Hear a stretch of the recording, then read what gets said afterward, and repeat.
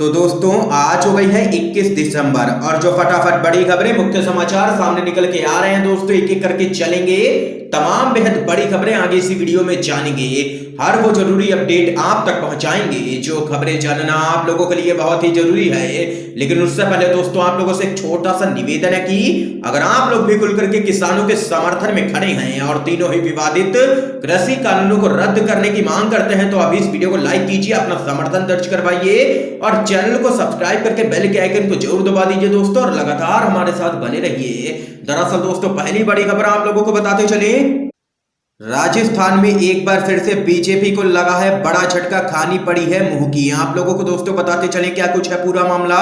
निकाय चुनाव के सभी 50 नतीजों में से 36 पर कांग्रेस और 12 पर भाजपा की जीत, 2 निर्दलीय के खाते में। आप लोगों को बताते चले प्रदेश के 12 जिलों में सभी 50 निकायों के चुनाव परिणाम सामने निकल के आ चुके हैं। इसमें 36 पर कांग्रेस का प्रत्याशी चेयरमैन चुना गया है, जबकि 12 पर भाजपा और 2 पर निर्दलीय की जीत हुई है। आप लोगों को बताते चले रविवार को आए परिणामों के अनुसार 12 जिलों में से 6 में कांग्रेस पूरी तरह अपना परचम लहराने में पूरी तरीके से कामयाब रही है। सिर्फ 2 जगह निर्दलियों को एक एक सीट हासिल हुई है, तो वहीं अलवर के 6 अध्यक्षों में भाजपा के 4 और कांग्रेस के 2 रहे हैं। यानी कि दोस्तों कुल मिलाकर के देखें तो निकाय चुनाव में भाजपा का हुआ है सोपड़ा साफ। इसके साथ ही एक और बड़ी खबर सामने निकल के आ रही है दोस्तों, केंद्र के पास शिक्षकों नौकरियों के लिए पैसा नहीं है, सेंट्रल विस्टा पर 14,450 करोड़ का खर्च। प्रशांत भूषण का पीएम मोदी पर जोरदार हमला।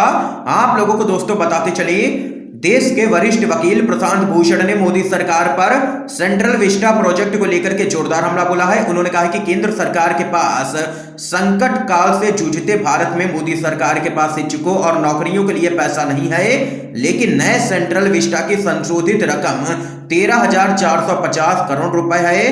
प्रशांत भूषण ने कहा है कि इस खर्च में नई संसद भवन बनाने में जो 1,000 करोड़ रुपए खर्च होने वाले हैं उसे नहीं जोड़ा गया है। प्रशांत भूषण ने एक अखबार की खबर को ट्वीट पर शेयर करते हुए लिखा है कि 13,450 करोड़ रुपए नए सेंट्रल विस्टा के लिए संशोधित रकम है। इसमें नई संसद के 1,000 करोड़ रुपए की रकम शामिल नहीं है। ऐसा तब हो रहा है जब कोरोना संकट सिर पर है, ऊपर से 20% बेरोजगारी है, जबकि मोदी सरकार कह रही है कि उसके पास टीचरों और सरकारी नौकरियों के लिए पैसे नहीं है। मोहम्मद बिन तुगलक और नीरो याद आए क्या? ये यहाँ पर दोस्तों देख सकते हैं कि मोहम्मद बिन तुगलक और नीरो से मोदी सरकार की तुलना कर दी है प्रशांत भूषण ने और जोरदार हमला किया है केंद्र में बैठी मोदी सरकार पर। इसके साथ ही दोस्तों आइए एक और बड़ी खबर जान लेते हैं। कड़ाके की ठंड के बावजूद भी किसानों का मनोबल लगातार बरकरार है, अभी भी लगातार प्रदर्शन स्थल पर मौजूद हैं काफी संख्या में किसान। आप लोगों को दोस्तों बताते चले दिल्ली शीतलहर की चपेट में है, इसके बावजूद केंद्र के कृषि कानूनों का दिल्ली की सीमाओं पर विरोध कर रहे किसान अपनी मांगों को लेकर के डटे हुए हैं। आप लोगों को बताते चले दिल्ली में पारा 3.4 डिग्री सेल्सियस तक गिर गया है, जो इस मौसम में अब तक का सबसे न्यूनतम तापमान है। आप लोगों को बताते चले एक तरफ किसान हैं जो इतनी कड़ाके की ठंड में दिल्ली की सड़कों पर मौजूद हैं और तीनों ही कृषि कानूनों को वापस लेने की मांग कर रहे हैं, लेकिन मोदी सरकार है जो पश्चिम बंगाल में विधानसभा के चुनाव होने हैं उसमें व्यस्त है। अमित शाह पश्चिम बंगाल के दौरे पर थे, लेकिन किसानों की सुध लेने वाला केंद्र की मोदी सरकार में कोई भी मौजूद नहीं है। यानी कि कुल मिलाकर के देखें तो बीजेपी के लिए चुनाव ज्यादा महत्वपूर्ण है, किसान नहीं। इसके साथ ही एक और बड़ी खबर आप लोगों को दोस्तों बताते चले,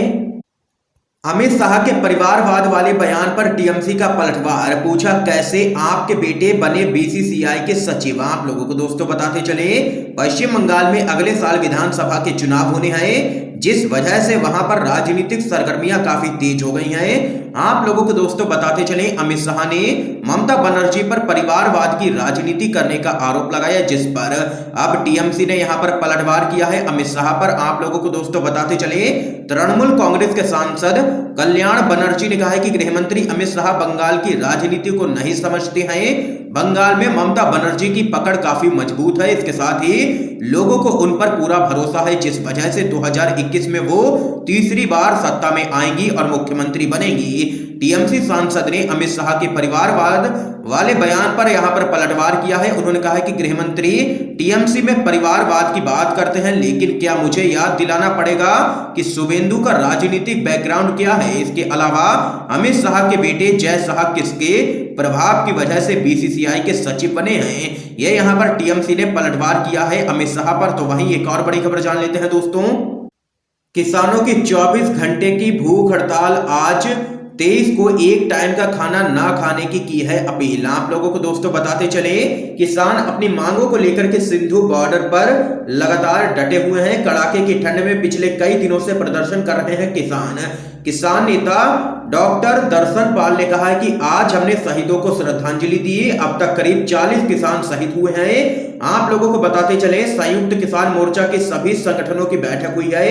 इस मंच से केंद्र सरकार से अपील की है यहाँ पर किसानों ने कि वो आढ़तियों किसानों को छापे डलवा करके परेशान करना बंद करें। तो वहीं योगेंद्र यादव ने कहा है कि जयपुर दिल्ली हाईवे पर भी पक्का मोर्चा जमा दिया गया है। हरियाणा सरकार जी जान से उन्हें रोकने में जुटी है, तंग कर रही है। हरियाणा सरकार जो कर रही है वो सुप्रीम कोर्ट के आदेश के खिलाफ है। हरियाणा सरकार को चेतावनी देना चाहता हूं कि सुप्रीम कोर्ट के आदेश का उल्लंघन ना करे, यह यहां पर कहना है योगेंद्र यादव का। इसके साथ ही एक और बड़ी अपडेट आप लोगों को दोस्तों बताते चले। उपवास से पहले जलपान करते दिखे भाजपा के सांसद व विधायक, वीडियो हुआ वायरल, हुई है जबरदस्त तरीके से फजीहत। आप लोगों को दोस्तों बताते चले, पंजाब से हरियाणा के हिस्से का पानी SYL यानी कि सतलुज यमुना लिंक नहर में लाने की मुहिम उपवास से शुरू करने वाले 2 माननीय धर्म संकट में फंस गए हैं।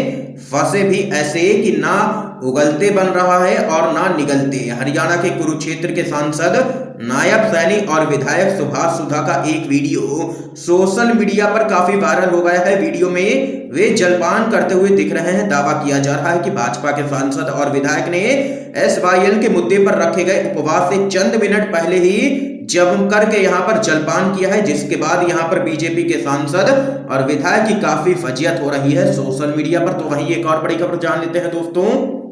गाजीपुर बॉर्डर पर डटे किसानों ने प्रशासन को दे दिया है अल्टीमेटम। आप लोगों को दोस्तों बताते चले, कृषि कानूनों के खिलाफ जारी किसानों के आंदोलन को यहां पर 25 दिन से भी ज्यादा हो चुके हैं। इस बीच गाजीपुर बॉर्डर पर किसान नेता VM सिंह ने गाजियाबाद प्रशासन से बात की है। उन्होंने गाजियाबाद और अन्य जिलों में हो रही किसानों की समस्याओं को लेकर के अवगत कराकर 24 घंटे का अल्टीमेटम भी दे दिया है। दरअसल आप लोगों को बताते चले, किसानों का आरोप है कि उत्तर प्रदेश के विभिन्न जिलों में किसानों को परेशान कर ट्रैक्टर ट्रॉलियों को जब्त किया जा रहा है। किसान नेता ने एक एक कर सभी बिंदुओं को गाजियाबाद प्रशासन के सामने रखा और जल्द से जल्द इन समस्याओं को सुलझाने को कहा है।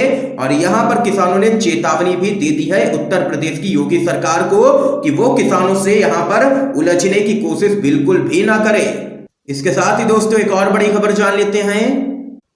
पश्चिम बंगाल पोस्टर पर टीएमसी ने बीजेपी को घेरा, कहा गुरुदेव की तस्वीर से ऊपर अमित शाह की फोटो आखिर कैसे? आप लोगों को दोस्तों बताते चले, गृह मंत्री अमित शाह के शांति निकेतन दौरे के बाद तृणमूल कांग्रेस ने विश्व भारती यूनिवर्सिटी कैंपेन में लगी तस्वीरों का मुद्दा उठाया है। टीएमसी ने कहा है कि विश्वविद्यालय में बीजेपी ने जो पोस्टर लगाए हैं उनमें अमित शाह की तस्वीर गुरुदेव टैगोर की तस्वीर से ऊपर है।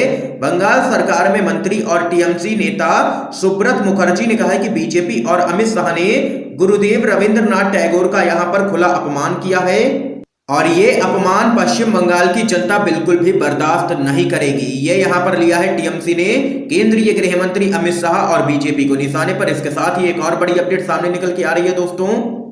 किसान आंदोलन पर मोदी सरकार में हलचल हुई तेज, तोमर से मिलकर के बोले खट्टर 1-2 दिन में निकलेगा हल। आप लोगों को दोस्तों बताते चले, विवादित कृषि कानूनों के खिलाफ दिल्ली की सीमाओं पर आंदोलन कर रहे किसानों और मोदी सरकार के बीच गतिरोध लगातार जारी है। इस बीच लगातार तेज होते आंदोलन से बीजेपी के अंदर हलचल तेज हो गई है। इसी कड़ी में हरियाणा के मुख्यमंत्री मनोहर लाल खट्टर ने दिल्ली पहुंच करके केंद्रीय कृषि मंत्री नरेंद्र सिंह तोमर से उनके आवास पर मुलाकात की है। जानकारी के अनुसार इस दौरान दोनों ही नेताओं ने कृषि कानूनों पर चर्चा की है। कृषि मंत्री से मुलाकात के बाद सीएम खट्टर ने कहा है कि 2-3 दिनों में इस मुद्दे का हल निकल जाएगा। सीएम खट्टर ने कहा है कि किसानों से अगले 1-2 दिन में बात हो सकती है। किसानों के मुद्दे का हल चर्चा के माध्यम से ही निकलेगा। ये यहाँ पर देख सकते हैं, बड़ी खबर सामने निकल के आई है, क्योंकि लगातार हरियाणा की सरकार भी खतरे में ही नजर आ रही है। किसानों की मांग है कि जेजेपी बीजेपी से अपना समर्थन वापस ले, क्योंकि खट्टर सरकार ने जो किसानों पर बर्बरतापूर्वक कार्रवाई की थी उससे किसान यहां पर काफी नाराज चल रहे हैं। इसके साथ ही एक और बड़ी खबर जान लेते हैं दोस्तों। पीएम और कृषि मंत्री के नाम किसानों का खुला खत, कहा दुष्प्रचार कर रही है सरकार, सभी आरोपों का एक एक करके दिया है जवाब। आप लोगों को दोस्तों बताते चले, कृषि कानूनों के खिलाफ किसानों का आंदोलन लगातार जारी है। इस बीच किसान संगठनों ने प्रधानमंत्री नरेंद्र मोदी और केंद्रीय कृषि मंत्री नरेंद्र सिंह तोमर को खुला खत लिखा है। खत में किसानों ने सरकार के रवैये पर नाराजगी जताई है। अखिल भारतीय किसान संघर्ष समन्वय समिति की ओर से लिखा गया यह खत पीएम मोदी के आरोपों और कृषि मंत्री के पत्र के जवाब में है। खत में पीएम मोदी को संबोधित करते हुए लिखा गया है कि बहुत दुख के साथ आपसे कहना पड़ रहा है कि किसानों की मांगों का हल करने का दावा करते हुए जो हमला 2 दिनों से आपने किसानों की मांगों और आंदोलन पर शुरू किया है, वह दर्शाता है कि आपको किसानों से कोई भी सहानुभूति नहीं है। आप उनकी परेशानियों का हल निकालने का इरादा शायद बदल चुके हैं। आपने जो भी बातें कही हैं वह पूरी तरीके से तथ्यहीन है। पत्र में किसानों ने पीएम मोदी से कहा है कि सबसे ज्यादा गंभीर बात यह है कि जो बातें आपने कही हैं वह देश और समाज में किसानों की जायज मांगों जो सिलसिलेवार ढंग से पिछले 6 महीनों से आपके समक्ष लिखित रूप से रखी जाती रही हैं, देश भर में किए जा रहे शांतिपूर्वक आंदोलन के प्रति अविश्वास की स्थिति पैदा कर सकती है। इसी कारण से हम बाध्य हैं कि आपको इस खुले पत्र के द्वारा अपनी प्रतिक्रिया भेजें ताकि आप इस पर बिना किसी पूर्वाग्रह के गौर कर सकें। ये यहाँ पर देख सकते हैं, किसानों ने पीएम मोदी और कृषि मंत्री को लिखी है चिट्ठी। दोस्तों, आज की तमाम बेहद बड़ी खबरें सामने निकल के आई हैं जो आप लोगों ने UNVDP पर जानी है। वीडियो पसंद आया तो इस वीडियो को लाइक कीजिए, ज्यादा से ज्यादा शेयर कीजिए ताकि आप सभी के दोस्त भी इन खबरों को जान सकें।